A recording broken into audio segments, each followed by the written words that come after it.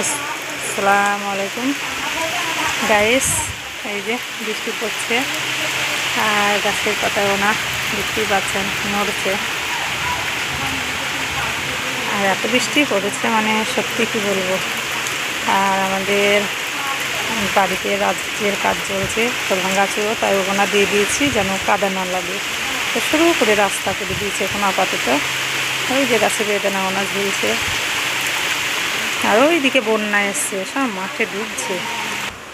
ছাদ থেকে দেখায়, এই যে আমি ছাদে উঠে পড়েছি। ছাদে উঠিনি, চিলেকোঠায় সিঁড়িতে।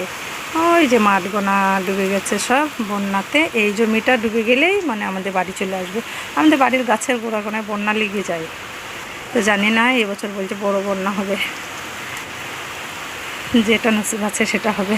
বাড়ি আমাদের অনেক উঁচু, ভয় নেই, কিন্তু বড় হলে তখন অনেক ভয়। আর ভাই ভাবি এসছে, আটকে গেছে দাঁতের যন্ত্রণার জন্য, মানে দাঁত দেখাইতে গেছিলাম, দাঁত তুলতে হবে, ডাক্তার পাইনি আজকে, বিকেলে আসা কথা আছে, দেখা যাক। আর এই যে বৃষ্টি পড়ছে দেখতেই পাচ্ছেন, আর বন্যা চারিদিকে মাঠগোনা ডুবে গেছে বন্যার পানি। আমাদের কুয়ো নদী এইদিকে বাড়ির কাছে আছে, কোন নদী ডুবে মানে ছাপিয়ে গেলে আমাদের সব বন্যা চলে আসে। আর এই যে বৃষ্টি, এই যে আমি গাছপাল্লা দিয়ে ধরেছি, এই যে দেখতে পাচ্ছেন কত বৃষ্টি হচ্ছে। আমি হাতে করে নিয়েও দেখালাম, ওপর চাপ হলে তো মানে বন্যা বাড়বে। তা আমি এনে ভিডিও করলাম। আমার ভিডিও দেখে কেমন লাগলো একটু লাইক কমেন্ট করে বলবে।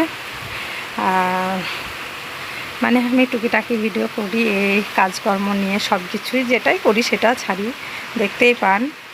আমার ভিডিওটা দেখে কেমন লাগলো একটু বলবে, তাহলে আমি খুব খুশি হব। তা এই পর্যন্ত, আল্লাহ হাফেজ।